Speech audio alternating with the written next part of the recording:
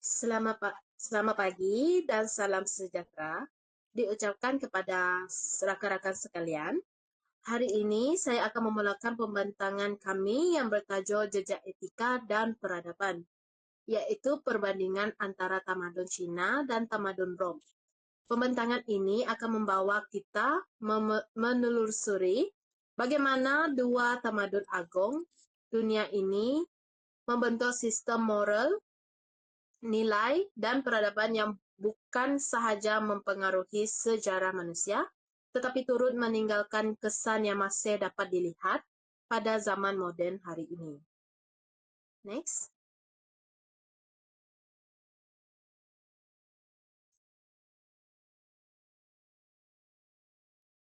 Okey, sebelum saya memulakan untuk sesi perkenalan, ini ialah ahli kumpulan saya iaitu Rachel Candi Jabong.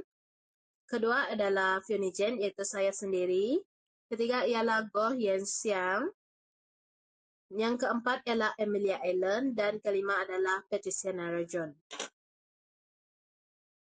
Okey, sebelum kita melangkah lebih jauh, marilah kita fahami terlebih dahulu dua konsep utama yang menjadi asas kepada kajian ini, iaitu etika dan peradaban.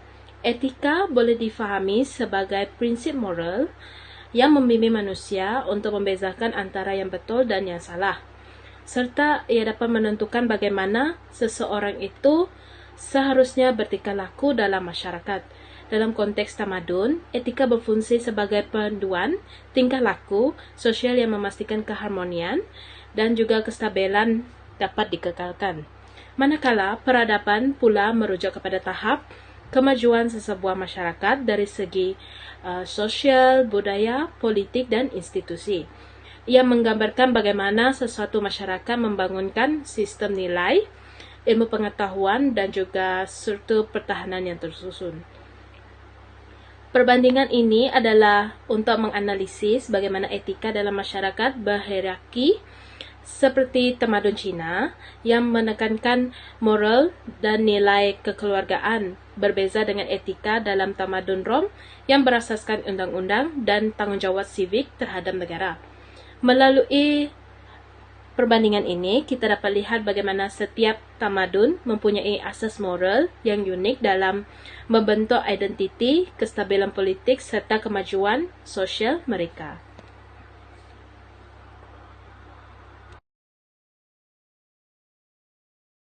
Hari ini saya ingin berkongsi tentang tamadun Cina, iaitu salah satu tamadun tertua di dunia.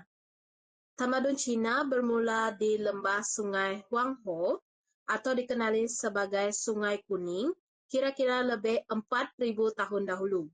Sungai ini menjadi tempat utama perkembangan pertanian dan kehidupan masyarakat awal Cina. Tamadun ini diasaskan oleh beberapa dinasti terkenal seperti dinasti Xia, Shang, dan Zhao.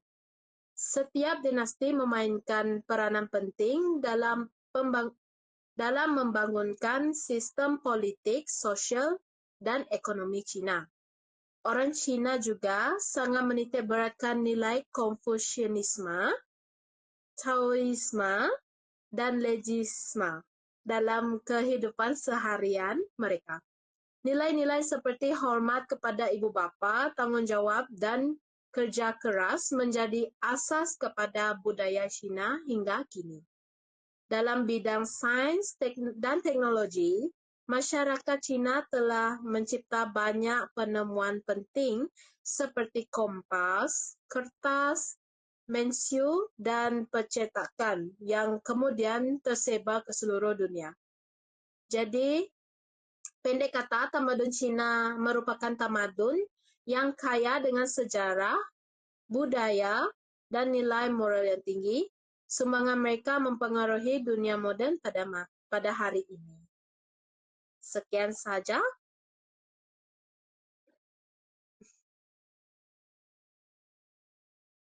Oke, terima kasih, Vio. Ini telah membincangkan tentang garis masa pembentukan asas 1046 hingga 256 SM, dinasti Zhou, zaman klasis awal, konsumatan dari syurga Tianming, asas moral politik, kelahiran Konfusius 551 SM. Yang kedua ialah perkembangan institusi 206 SM hingga 220 M. Dinasti Han, perinstitusian Konfusianisme sebagai ideologi rasmi negara. Nilai bakti anak Xiao mendominasi masyarakat, peperiksaan awam, meritokrasi. Yang ketiga ialah legasi kesinambungan 220 hingga 589 M, iaitu zaman perpecahan, walaupun politik tidak stabil, etika sosial dan keluarga kekal utuh, menjamin kesinambungan budaya China. Okay. Latar belakang lokasi lebah Sungai Kuning, Huanghe, pemerintahan sistem maharaja, dinasti, dan kerajaan berpusat. Konsep kedaulatan, Mandan dan Syurga Tianming. Teras etika, Konfusianisme dan Lin. Fokus pembentukan insan mulia, judi dan keharmonian sosial. Nilai teras Ren, perikemanusiaan, I, keadilan atau kewajipan, Li, kesusilaan atau adab, Zi, kebijaksanaan, dan Las ialah Sing, dapat dipercayai.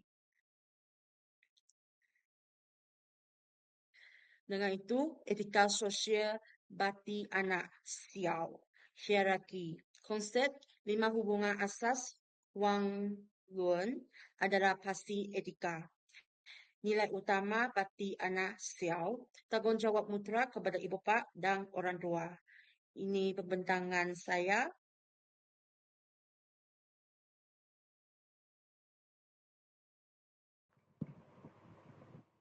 Baiklah, seterusnya kita akan melihat sumbangan peradaban Cina. Sumbangan peradaban Cina terbagi kepada 3, iaitu dari segi politik, teknologi, dan peradaban. Pertama, dari segi politik, tamadun Cina memperkenalkan sistem peperiksaan awam, iaitu satu sistem meritokrasi di mana seseorang dipilih untuk bekerja dalam kerajaan berdasarkan etika dan ilmu, bukan keturunan. Sistem ini memastikan pentadbiran dijalankan oleh individu yang berilmu dan berintegriti.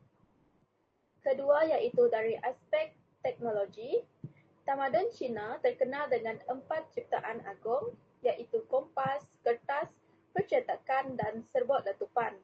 Ciptaan-ciptaan ini memberi kesan besar kepada kemajuan dunia, terutama dalam bidang pelayaran, pendidikan, dan komunikasi. Sumbangan terakhir ialah dari segi peradaban, masyarakat Cina sangat menekankan sejarah, kaligrafi, dan kesinambungan budaya. Mereka menghargai nilai tradisi dan menjaga warisan budaya agar terus hidup dari generasi ke generasi berikutnya. Sumbangan-sumbangan inilah yang menjadikan tamadun Cina merupakan antara peradaban tertua dan paling berpengaruh di dunia. Next.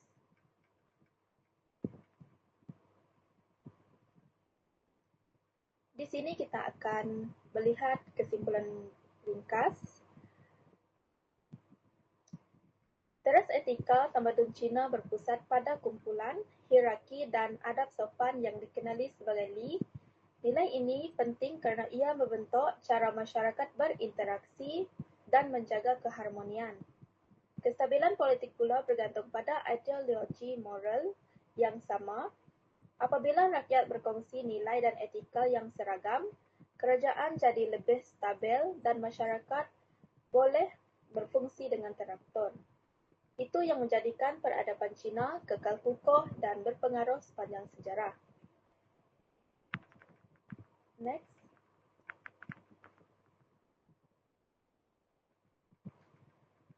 Seterusnya, kita akan masuk kepada tamadun kedua, iaitu tamadun Rom. Sebelum itu, saya akan kenalkan sedikit berkenaan tamadun Rom. Rom terkenal dengan kemajuan dalam bidang undang-undang, seni bina, ketenteraan, dan sistem pentadbiran. Itu, masyarakat Rom juga tanggungjawab terhadap negara.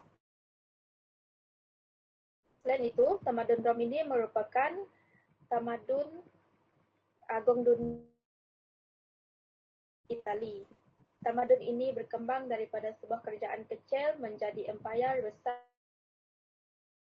yang menguasai kawasan Mediterranean. Warisan tamadun Rom masih dapat dilihat hingga kini. Undang dan pemerintahan moden di banyak negara barat. Next.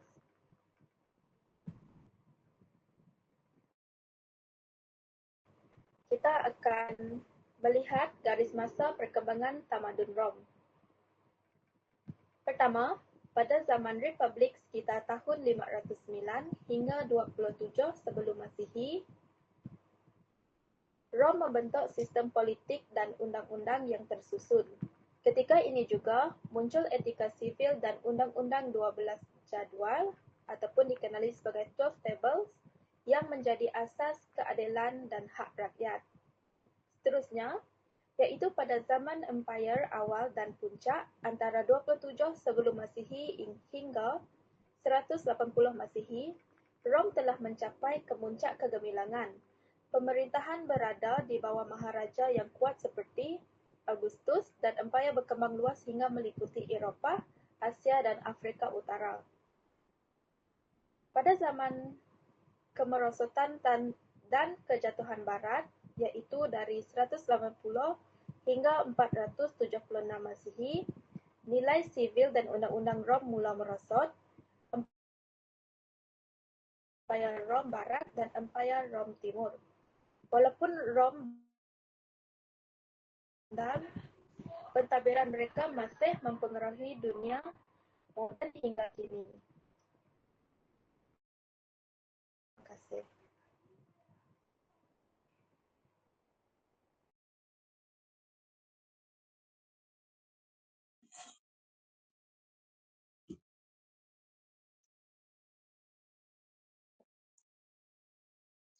Seterusnya, Bandar Rom yaitu Itali. Rom bermula sebagai sebuah bandar kecil di semenanjung Itali terletak di tebing sungai Tiber. Kedudukan strategik Rom di tengah laut Mediterranean membolehkan ia menguasai laluan perdagangan dan memperluas pengaruhnya ke seluruh kawasan Mediterranean.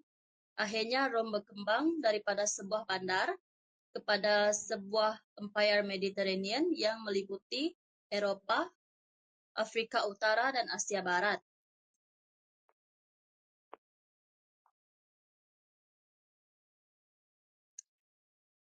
Seterusnya adalah teras etika, mos maiorum, dan virtus, yaitu konsep utama mos maiorum, cara leluhur atau adat nenek moyang. Mos maiorum ialah istilah Latin yang bermaksud cara nenek moyang atau adat leluhur. Ia merujuk kepada sistem nilai dan etika tradisional yang menjadi panduan moral dan sosial bagi rakyat Rom. Prinsip ini menjadi asas kepada kehidupan, undang-undang dan pentadbiran dalam tamadun Rom. Ciri-ciri dan nilai dalam mos maiorum, tradisi dan warisan leluhur.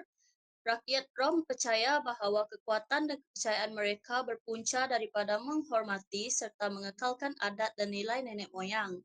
Setiap generasi wajib meniru dan mempertahankan cara hidup lama yang dianggap suci dan terbukti berkesan. Seterusnya maruah.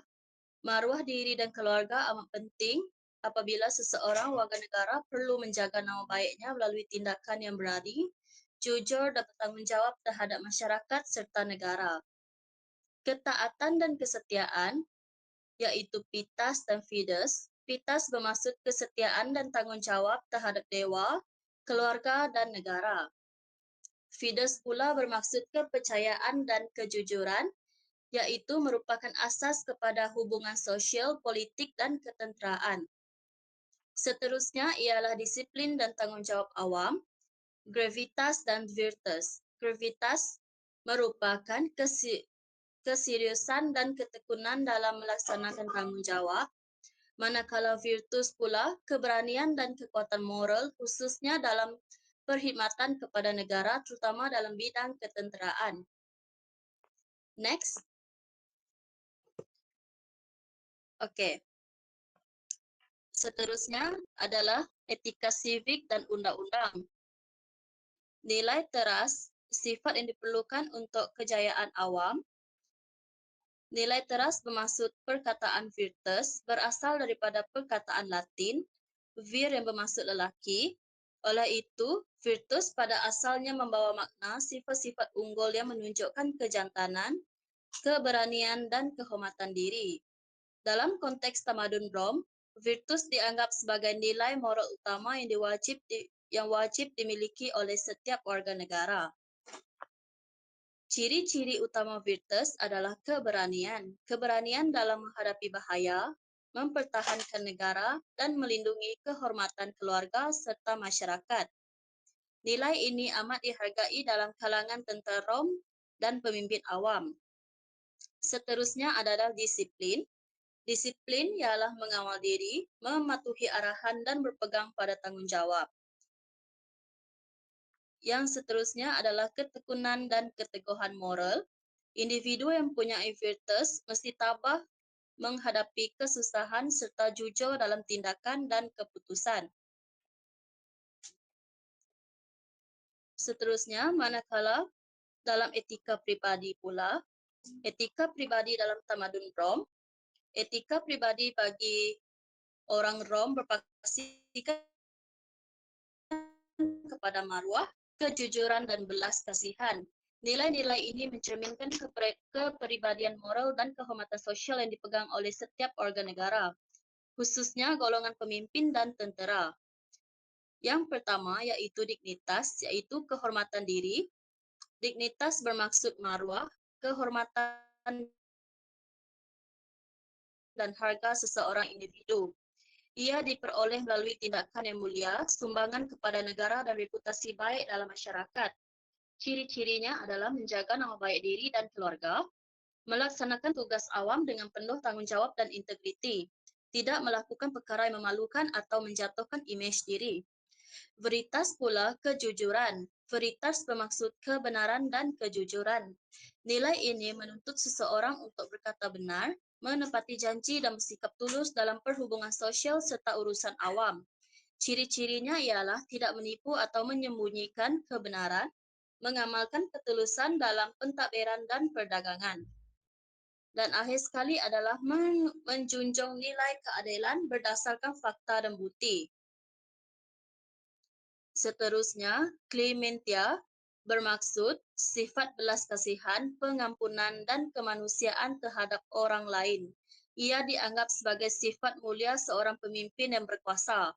Ciri-cirinya ialah menunjukkan simpati terhadap musuh yang kalah atau rakyat yang bersalah, tidak menyalahgunakan kuasa untuk menghukum secara kejam, dan mengutamakan perdamaian, keadilan, dan kesejahteraan awam.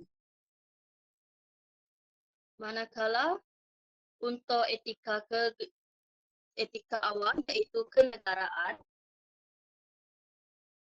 Etika awam ialah dalam tamadun Rom menekankan tanggung jawab moral warga negara terhadap negara serta prinsip pemerintahan yang adil, bebas, dan seimbang.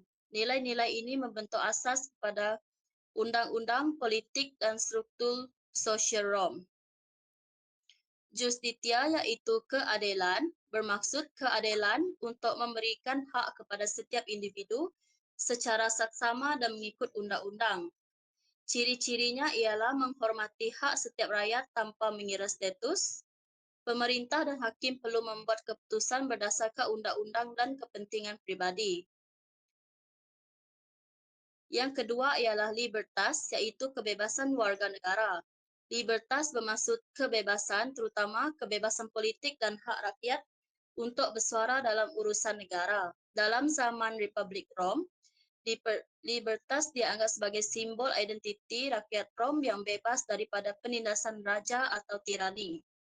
Ciri-cirinya ialah rakyat mempunyai hak untuk memiliki wakil dalam pemerintahan, iaitu semasa Republik. Yang kedua ialah kebebasan untuk mengemukakan pendapat, menuntut keadilan sendiri dalam aktiviti awam, namun kebebasan mesti disertai dengan tanggungjawab kepada negara. Yang terakhir sekali ialah ekuitas, bermaksud kesaksamaan atau keadilan yang seimbang, iaitu menilai setiap keadaan dengan adil, rasional dan berperi kemanusiaan. Ia melengkapkan konsep justitia dengan memberi ruang kepada pertimbangan moral dan belas kasihan dalam keputusan undang-undang. Ciri-cirinya ialah menilai kes berdasarkan keadaan sebenar, bukan hanya teks undang-undang. Menghormati semua golongan kaya atau miskin, bangsawan atau rakyat biasa mengamalkan keseimbangan antara keadilan, belas kasihan dan kebijaksanaan. Next.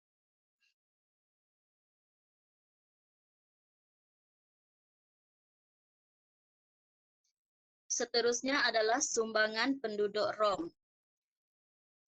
Seni bina dan kejuruteraan tamadun Rom. Tamadun Rom terkenal kerana kemajuan dalam bidang seni bina dan kejuruteraan awam. Reka bentuk mereka menekankan fungsi praktikal, ketahanan dan manfaat kepada masyarakat, seiring dengan falsafah Rom yang praktikal dan berdisiplin. Yang pertama adalah jalan raya. Dibina dengan sistematik dan kukuh menggunakan beberapa lapisan batu, pasir dan kerikil, dan menghubungkan seluruh wilayah empayar dari Rom ke bandar-bandar utama di Eropah, Asia Barat dan Afrika Utara. Panjang keseluruhannya dianggarkan lebih daripada 80.000 kilometer. Kegunaannya adalah untuk memudahkan pergerakan tentera, barangan dan maklumat, meningkatkan keselamatan dan pengawasan empayar, dan juga membantu mengekalkan ketertiban awam kerana kerajaan dapat bertindak cepat terhadap pemberontakan atau bencana. Seterusnya adalah akueduk, ciri-ciri sistem kejuruteraan yang menyalurkan air dari sumber semula jadi, iaitu gunung atau sungai, ke bandar rumah mandi awam dan kolam. Ianya dibina menggunakan lengkungan batu bagi mengekalkan tekanan air dan aliran stabil. Manakala kegunaannya juga adalah untuk menyediakan air bersih kepada penduduk bandar, menyokong kesihatan awam dan kebersihan, dan ia juga menjadi simbol kemajuan dan kehebatan kejuruteraan Rom. Contohnya Aqua Appia dan Pont du Gard di Perancis. Akhir sekali adalah Colosseum. Colosseum atau Flavian Amphitheater, ciri-cirinya didirikan sekitar tahun 70 hingga 80 Masihi di bawah pemerintahan Maharaja Vespasian dan Titus. Ianya boleh memuatkan kira-kira 50.000 penonton. Dibina daripada batu marmar dan konkrit dengan sistem tempat duduk berlapis. Kegunaannya adalah tempat hiburan seperti pertarungan gladiator, permainan sukan dan pementasan sejarah. Ia juga berfungsi sebagai alat politik dan sosial untuk menghiburkan rakyat serta mengalihkan perhatian daripada masalah negara dan juga membantu mengekalkan ketertiban awam supaya rakyat mudah terhibur, bersatu dan tidak memberontak. That's all from me. Thank you. Okey, terima kasih Patricia Nara.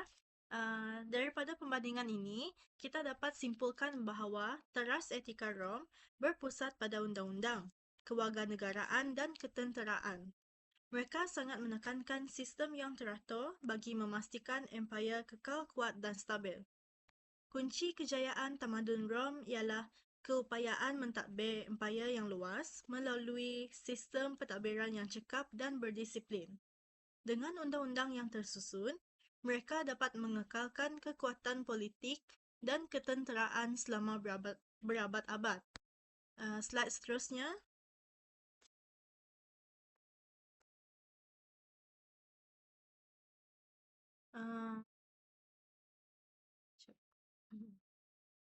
Persamaan etika. Walaupun seterusnya titik pertemuan persamaan etika. Walaupun kedua-dua tamadun ini berbeza dari segi pendekatan, mereka sebenarnya mempunyai beberapa persamaan penting dalam etika sosial. Pertama, dari segi nilai teras sosial, kedua-duanya menekankan pentingnya kewajipan dan kehormatan diri.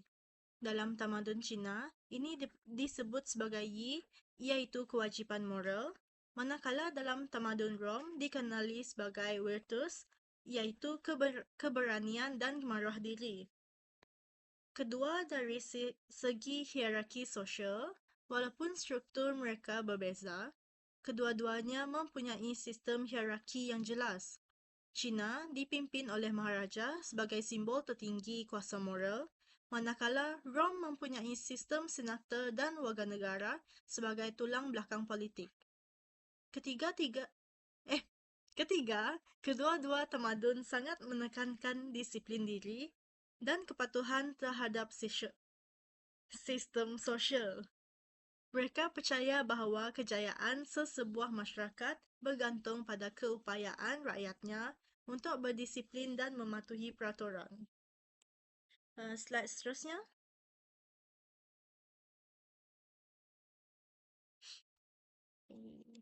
So, untuk slide ini, kita dapat lihat perbezaan utama antara tamadun Cina dan tamadun Rom dari segi sumber autoriti, fokus etika dan serta asas peradaban mereka. Bagi tamadun Cina, sumber autoritinya berpaksikan kepada moral dan agama, iaitu konsep Tianming atau mandat dari langit. Ini bermakna pemimpin dianggap sah jika berakhlak mulia dan adil pada rakyat. Fokus etika masyarakat Cina pula lebih dikenali sebagai hubungan kekeluargaan yang dikenali sebagai xiao, iaitu menghormati ibu bapa dan menjaga keharmonian keluarga sebagai asas kepada kestabilan sosial. Manakala dalam tamadun Rom, autoriti utama datang daripada undang-undang dan kewarganegaraan yang dikenali sebagai jus civil. Mereka menitik beratkan tanggungjawab sivik atau kewajipan terhadap negara sebagai tunjang etika. Dari segi peradaban, Cina lebih berpusat kepada kemanusiaan dan seni, manakala Rom pula berpusat kepada ketenteraan dan undang-undang. Jadi slide yang terakhir. Sebagai penutup, dapat kita lihat bahawa tamadun Cina dan tamadun Rom masing-masing mempunyai pendekatan etika yang berbeza tetapi sama-sama berkesan.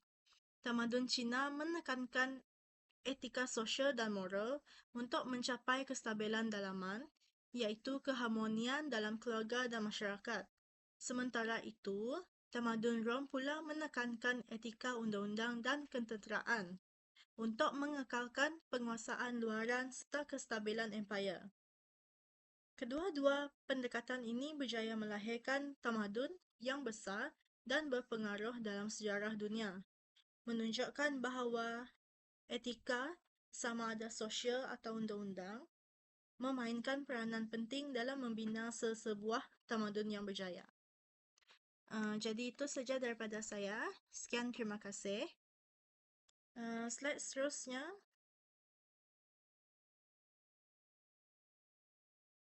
Yang ini sepatutnya soal jawab, memandangkan kami tidak membuat presentation secara berhadapan, jadi kami cancel lah yang slide ini. Itu sajalah daripada kumpulan kami. Jadi sekian, terima kasih.